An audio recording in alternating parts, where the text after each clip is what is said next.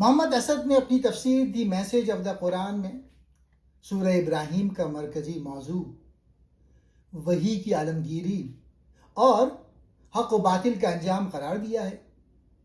ان کے نزدیک یہ صورت انسان کو یہ سمجھاتی ہے کہ اللہ کا پیغام کسی ایک قوم کے لیے نہیں بلکہ پوری انسانیت کو اندھیروں سے نکال کر روشنی میں لانے کے لیے ہے۔ پہلا نقطہ، وحی کا مقصد اندھیروں سے روشنی تک۔ محمد اسد سورت کی پہلی ہی آیت کی تشریح میں لکھتے ہیں کہ قرآن کا اصل مقصد انسان کو ظلمات یعنی جہالت، وہم اور نفسیاتی غلامی کے اندھیروں سے نکال کر نور یعنی عقل، سچائی اور شعور کی روشنی کی طرف لانا ہے۔ ان کے نزدیک ایمان صرف چند رسومات کا نام نہیں بلکہ ذہنی اور روحانی بیداری کا نام ہے۔ دوسرا نقطہ، زبان اور پیغام۔ اس صورت میں ذکر ہے کہ اللہ نے ہر رسول کو اس کی قوم کی زبان میں بھیجا۔ محمد اسد اس پر بہت اہم نقطہ بیان کرتے ہیں۔ اس کا مقصد صرف الفاظ کا ترجمہ نہیں بلکہ پیغام کو اس قوم کے ثقافتی اور ذہنی سانچے میں ڈھال کر سمجھانا تھا۔ وحی کا مقصد انسانوں کو الجھانا نہیں بلکہ ان کو اپنی زبان اور فہم کے مطابق حقیقت سے روشناس کرانا ہے۔ تیسرا نقطہ، شکر اور ناشکری کا نفسیاتی پہلو۔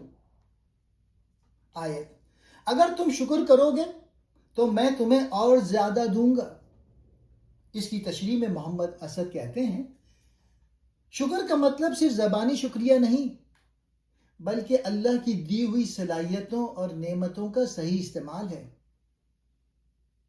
جب انسان اللہ کی نعمتوں جیسے عقل اور وقت کو تعمیری کاموں میں لگاتا ہے تو اس کی ترقی کے راستے مزید کھل جاتے ہیں۔ اس کے برعکس ناشکری یعنی کفر انسان کی صلاحیتوں کو زنگ لگا دیتی ہے۔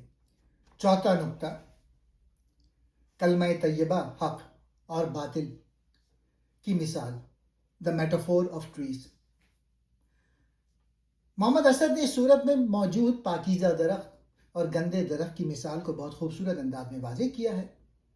کلمہ طیبہ یعنی حق ایک ایسے درخت کی طرح ہے جس کی جڑیں زمین میں گہری ہیں اور شاخیں آسمان تک، یعنی سچائی مستقل ہوتی ہے، اسے کوئی مٹا نہیں سکتا اور یہ ہمیشہ فائدہ پہنچاتی ہے۔ باطل اس جھاڑی کی طرح ہے جس کی کوئی جڑ نہیں ہوتی۔ جھوٹ اور باطل بظاہر بڑے لگتے ہیں لیکن ذرا سی آندھی آنے پر اکھڑ جاتے ہیں، ان کی کوئی بنیاد نہیں ہوتی۔ پانچواں نقطہ، حضرت ابراہیم علیہ السلام کی دعا اور توحید۔